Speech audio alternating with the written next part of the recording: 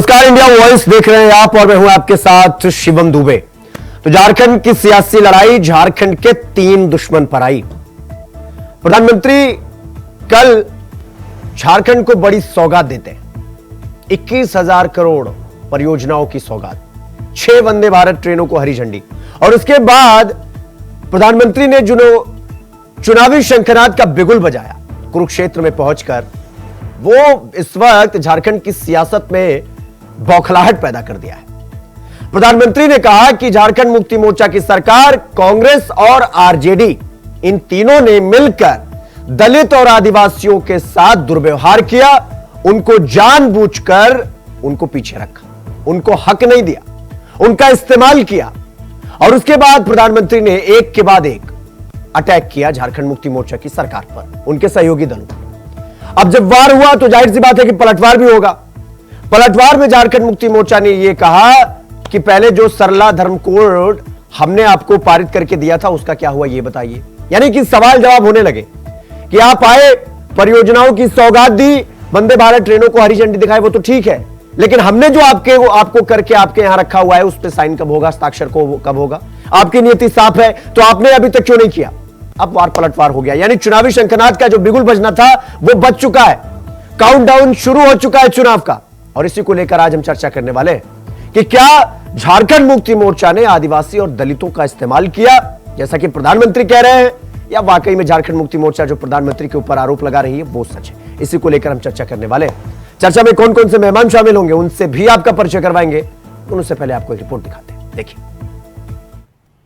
सबसे बड़े दुश्मन है ये झारखंड के दुश्मनों को झारखंड के लोग जितना जल्दी पहचानेंगे उतना झारखंड का भाग्य सुनिश्चित होगा। झारखंड के ये 3 दुश्मन है, जेएमएम, आरजेडी और कांग्रेस। तो ये तो होना ही था। झारखंड के 3 दुश्मन वाले पीएम के इस बयान पर झारखंड की सियासत में नया संग्राम छिड़ गया है। कांग्रेसी हो, हेमंत वाली जेएमएम हो या फिर आरजेडी ही क्यों ना हो, पीएम के इस प्रहार से सियासी आहत हैं। बहाना तो था पीएम का वंदे भारत ट्रेन को हरी झंडी दिखाने का, मगर पीएम ने जिस अंदाज में जेएमएम, कांग्रेस, आरजेडी को निशाने पर लिया उसने राजनीतिक माहौल को गरमा दिया है। पहले सुनिए रविवार को पीएम मोदी ने ऐसा क्या बोल दिया कि समूचा विपक्ष बिफर गया। झारखंड के 3 सबसे बड़े दुश्मन है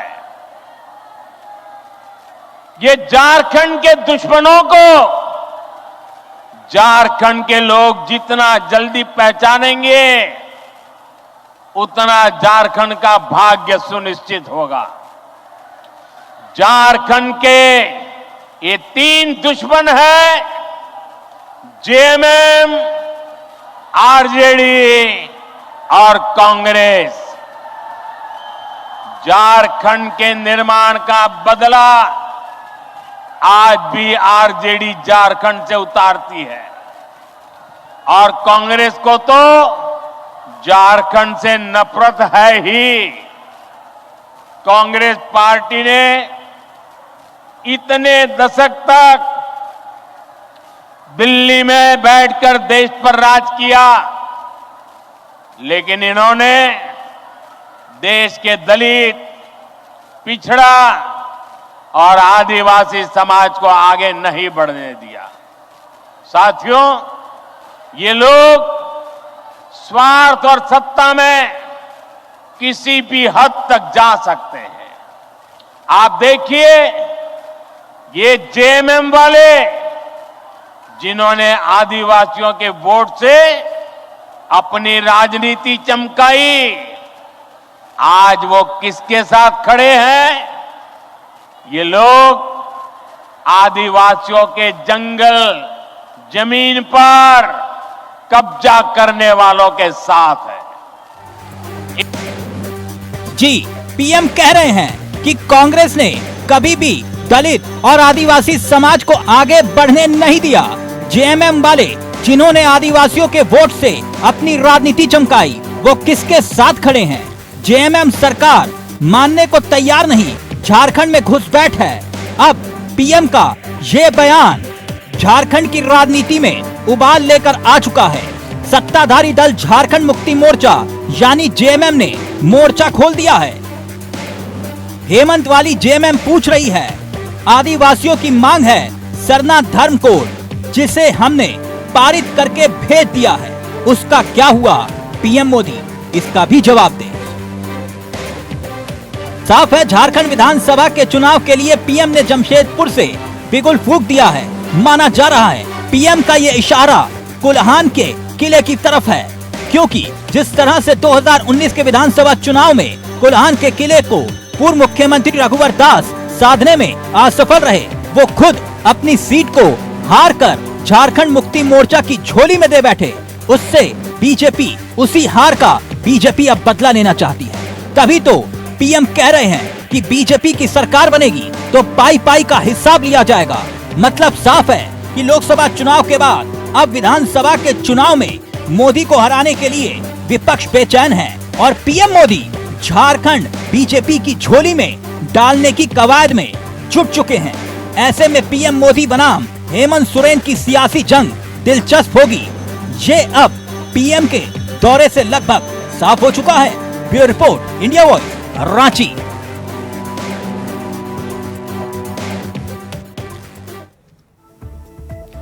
झारखंड के 3 दुश्मन पर अब सियासी लड़ाई आ चुकी है। चर्चा की शुरुआत करेंगे, हमारे साथ कमल ठाकुर कांग्रेस के प्रवक्ता हैं, एएस देवल साहब प्रवक्ता झारखंड मुक्ति मोर्चा, और विजय शाहू हमारे साथ आजसू के प्रवक्ता हमारे साथ जुड़ गए हैं। हेमंत गुप्ता वरिष्ठ पत्रकार थोड़ी देर में हमारे साथ चर्चा का हिस्सा बनेंगे।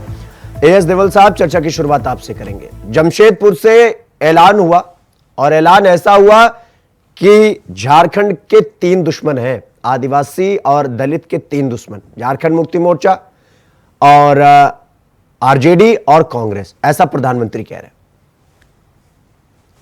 शिवम, सबसे पहले तो धन्यवाद बुलाने के लिए जी। आज के टॉपिक पर जिस तरह से कल से एनडीए वाले हमारे प्रधानमंत्री का महिमा मंडन कर रहे हैं और जिस तरह से ये केंद्र की सरकार इस देश को गर्त पे ले जा रही है, तो मुझे फैज अहमद फैज की वो चंद लाइनें याद आ गई कि निसार है, निसार मैं तेरी गलियों पे ए वतन की जहां चली है रस्म कि कोई ना सर उठा के चले।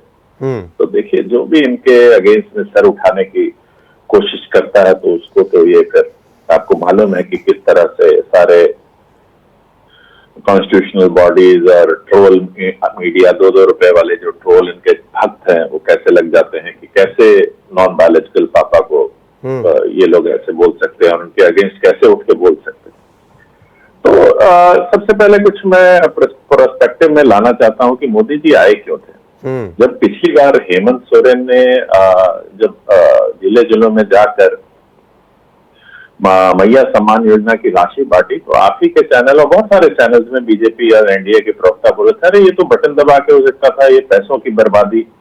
तो वंदे मातरम तो, वंदे भारत ट्रेन तो आज तक वो हरी झंडी तो बटन दबा के ही दिखाते आए, तो रांची आए, जमशेदपुर आने की क्या जरूरत थी जब वहां से बटन दबा के। और मैं एक बहुत इंटरेस्टिंग फिगर्स मेरे पास आए हैं जब ये वंदे भारत ट्रेन के बारे में कुछ रिसर्च कर रहा था। तो पूरे रेलवे का बजट आपको मालूम है कि 2.4 लाख करोड़ का है 24-25 का, जिसमें करीब 55 से 57% चला जाता है तनख्वाह और इसमें पेंशन से।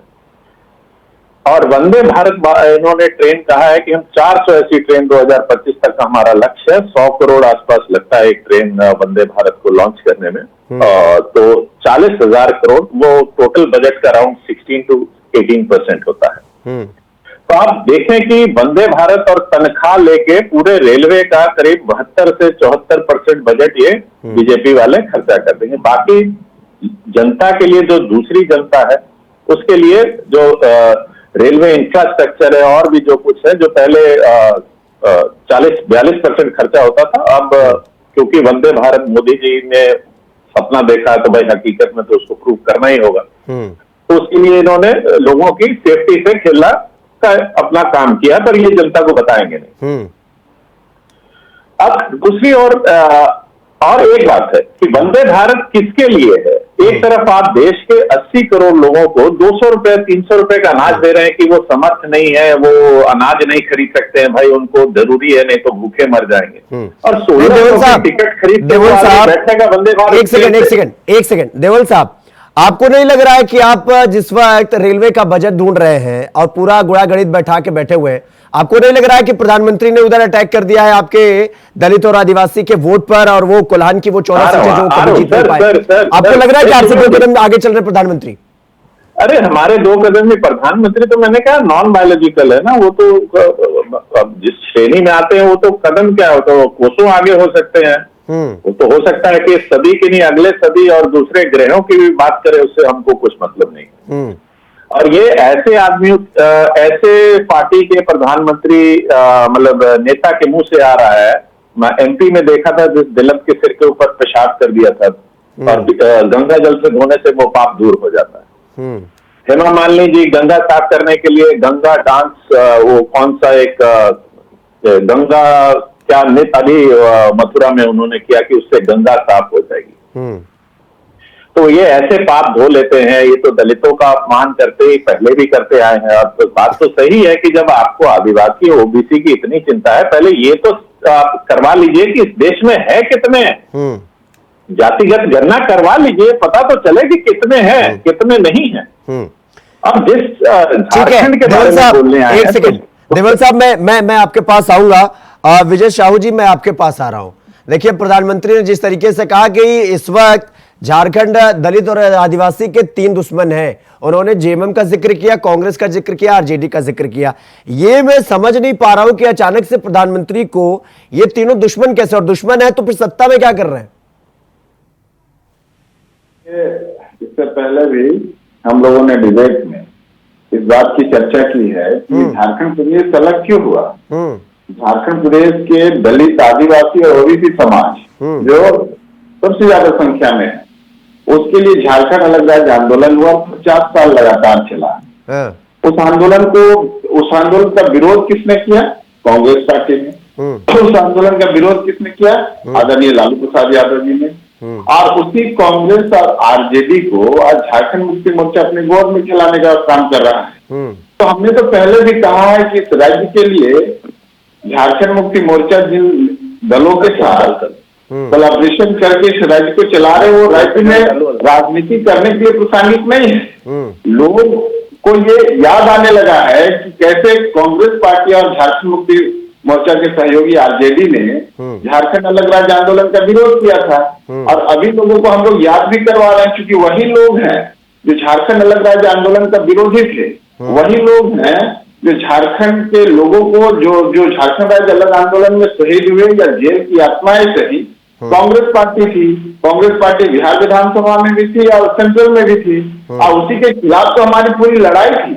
और झारखंड मुक्ति मोर्चा आज जो दम भर रहा है इनको साथ में लेकर के, तो झारखंड मुक्ति मोर्चा को सोचना चाहिए, जवाब भी देना चाहिए कि इन पर इल्जाम भी लगा था कि 1994 में किस तरह से आदरणीय शिबू सोरेन जी पर यह आरोप लगा कि 3 करोड़ में बेचने का ये कोशिश कर रहे थे झारखंड को।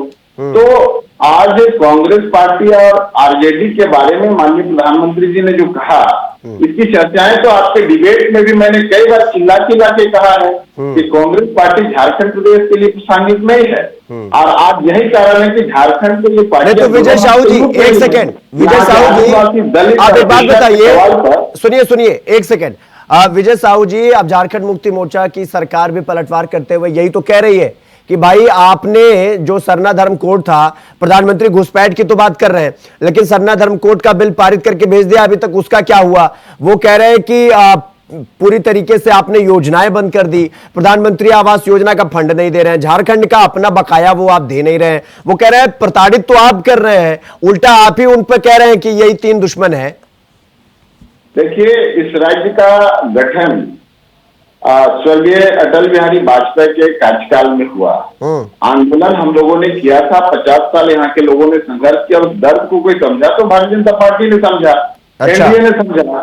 और उस आंदोलन में झारखंड मुक्ति मोर्चा के हमारे देवर साहब हैं, मैं इसमें कहीं किसी तरह से कोई विरोधाभास नहीं करना चाहता हूं। आजसू पार्टी और झारखंड मुक्ति मोर्चा ने आंदोलन किया था और उसी का परिणाम है कि झारखंड राज्य अलग आंदोलन हुआ।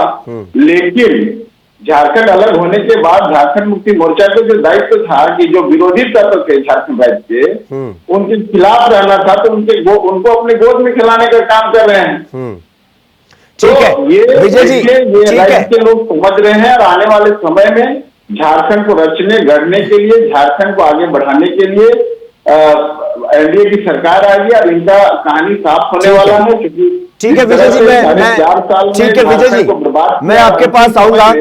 ठीक है, मैं आपके पास आऊंगा। कमल ठाकुर जी, मैं आपके पास आ रहा हूं। एलोकेशन का इन लोगों ने पैसा को, अरे विजय साहब जी, एक एक करके मैं आपके पास आऊंगा। कमल ठाकुर साहब, झारखंड के 3 दुश्मन, एक आप भी हैं उसमें।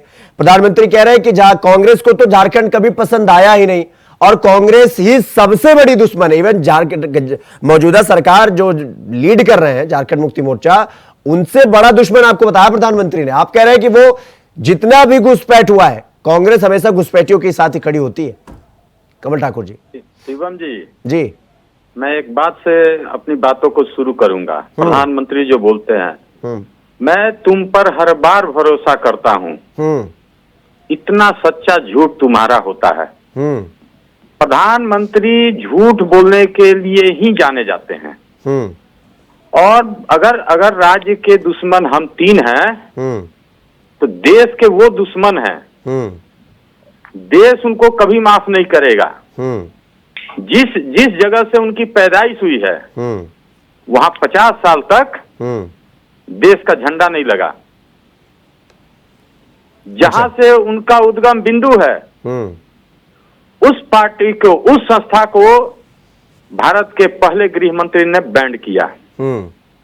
तो प्रधानमंत्री का ये जो बोलने का तरीका है, ये असल में आप समझ लीजिए, वो यहाँ झारखंड में जो आए हैं ना, वो 5 सीट जो हारे हैं, वो दर्द उनका जा नहीं रहा। वो 400 पार का नारा जो है, अभी तक 30 जो है खत्म नहीं हुआ है। रही बात कोल्हान की, तो पिछले बार के चुनाव में प्रधानमंत्री 5 दौरा यहाँ किए थे झारखंड का, 5 सीट हार गए। अच्छा, इस बार कोल्हान में अपनी उपस्थिति दर्ज कराए हैं, इस बार 14 सीट हार जाएंगे। अच्छा, क्योंकि उनको यहाँ के आदिवासियों का दर्द नहीं है, उनको 400 पार का दर्द है। उनको यहाँ 14 में 14 सीट क्यों नहीं, उसका दर्द है। तो आप जब चोरी करके संस्थाओं पर दबाव बना के सत्ता पर जाते हैं ना, तो आपका दर्द थोड़ा ज्यादा बाहर निकलता है। रही बात यहाँ के, तो आप भी, हम लोग मैया योजना लागू किए, तो सारे बीजेपी के जितने भ्रष्टाचारी प्रभारी या सह प्रभारी हैं, उन्होंने कहा ये तो चुनावी स्टंट है। केस भी एक करा दिए कोर्ट में। एक प्रधानमंत्री कल आके क्या करने आए थे, पूरा देश बाकी था, कहीं से भी बट में जब दबाना था कहीं से दबा देते, दिल्ली से दबा देते। लेकिन उनकी टीस जा नहीं रही है। और इस बार के चुनाव में ऐसा बटन दबाएगी ये यहाँ की जनता ना, कि प्रधानमंत्री का टीस जो है 4 गुना बढ़ जाएगा। अच्छा, क्योंकि आप झूठ से देश नहीं चला सकते हैं। नहीं तो एक सेकंड कमल ठाकुर जी, ये एक सवाल है मेरा। ये जो प्रधानमंत्री बांग्लादेशी घुसपैठ का जिक्र कर रहे थे इशारों में ही, और कई बार तो खुलकर भी किया उन्होंने, ये घुसपैठ हो रही है वाकई झारखंड में या नहीं हो रही है? मतलब सत्य है या प्रधानमंत्री हवाई बातें कर गए? आप समझ लीजिए, अगर घुसपैठ हुई है तो प्रधानमंत्री को स्टेज से, गृह मंत्री से इस्तीफा मांग लेना चाहिए। नकारा आदमी को क्यों रखना? ये जो घुसपैठ का मुद्दा होता है शिवम जी, ये केंद्र का चीज है, क्योंकि बीएसएफ इसको देखती है। तो और दूसरी बात समझ लीजिए आप, यहाँ जो झारखंड है, इसका कोई सीमा बांग्लादेश से नहीं मिलता है। अच्छा, फिर आप घुसपैठ पर यहाँ आके सवाल केवल स्टंटबाजी। देखिए फिल्म में क्या होता है ना, कि हीरो का चेहरा रहता है, स्टंट कोई और कर देता है।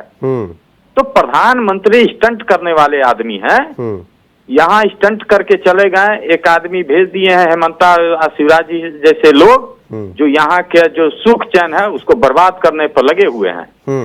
लेकिन झारखंड की जनता इतनी समझदार है कि उनको मुंहतोड़ जवाब लोकसभा के चुनाव में दे दिया। ठीक है कमल ठाकुर जी, ठीक है, मैं आपके पास आऊंगा। मिलेगा नहीं, मैं आपके पास आऊंगा। एएस देवल साहब, मैं आपके पास आ रहा हूं।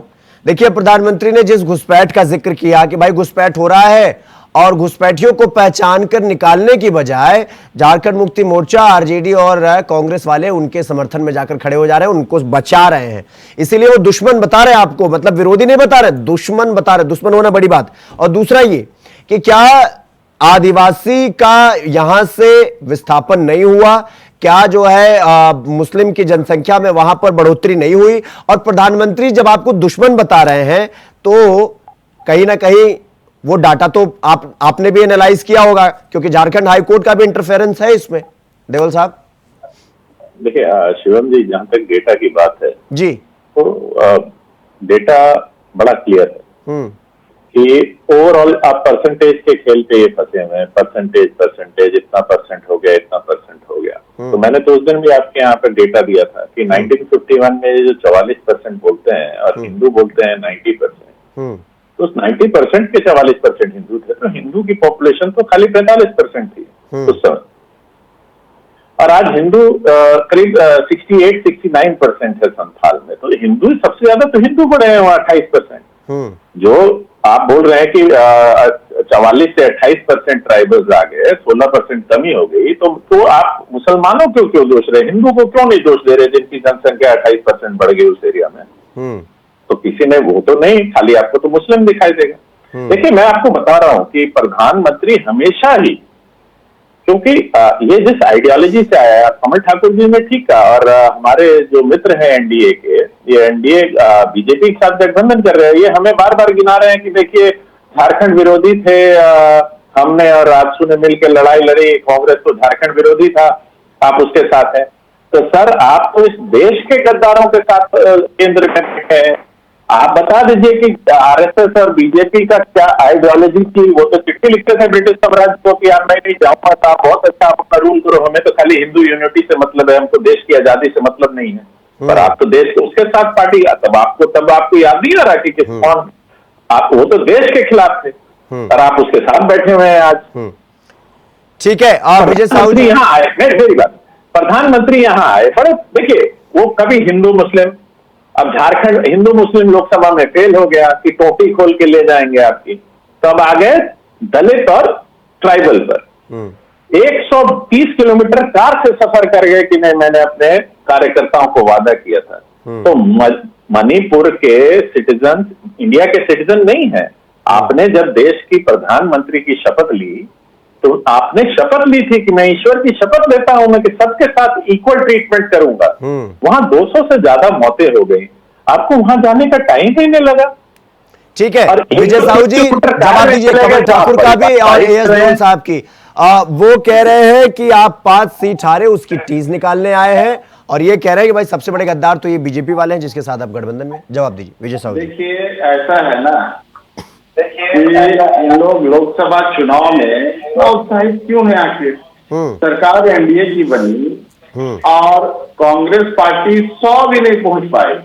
उनका ट्रैक रिकॉर्ड देखेंगे तो 3 बार के चुनाव में आप देखेंगे कि 14, 19 और 24 में सब इनका आंकड़ा जोड़ देंगे तो अभी जो भारतीय जनता पार्टी का सीट आया है, क्योंकि मैं भारतीय जनता पार्टी का प्रवक्ता नहीं लेकिन एनडीए के प्रवक्ता के नाते बोल रहा हूं, उतना जोड़ जितना सीट आया इनका 3 बार का चुनाव में सीट नहीं आया। तो ये उत्साहित बहुत ज्यादा है। और उत्साहित क्यों ना हो, क्योंकि इनके नेता का आप देख रहे हैं किस तरह से उनका व्यवहार रहता है इस देश में। अब जहां तक ये लोग देश का बात करते हैं, झारखंड प्रदेश देश से बाहर नहीं है और वहां की डेमोग्राफी खराब हुई है। अगर हाईकोर्ट चिल्ला चिल्ला के बोल रहा है कि जो डीसी वहां के हैं, जो कलेक्टर हैं, अगर गलत रिपोर्ट देंगे तो उन पर केस चलेगी। और कुछ ऐसे मामले आए हुए ये मानने के लिए तैयार क्यों नहीं है कि झारखंड में बांग्लादेशी घुसे हैं। हम कहते हैं कि हिंदुस्तान और हिंदुस्तानियत की हम बात करते हैं, या हिंदू मुस्लिम सिख ईसाई की बात करते हैं, या गंगा जमुना तहजीब की बात करते हैं। तो विजय साहू जी, कमल ठाकुर वही तो कह रहे हैं कि अगर घुसपैठ हुआ है तो गृहमंत्री को इस्तीफा देना चाहिए। बांग्लादेशी घुसपैठियों के साथ इनका लगाव इतना क्यों है?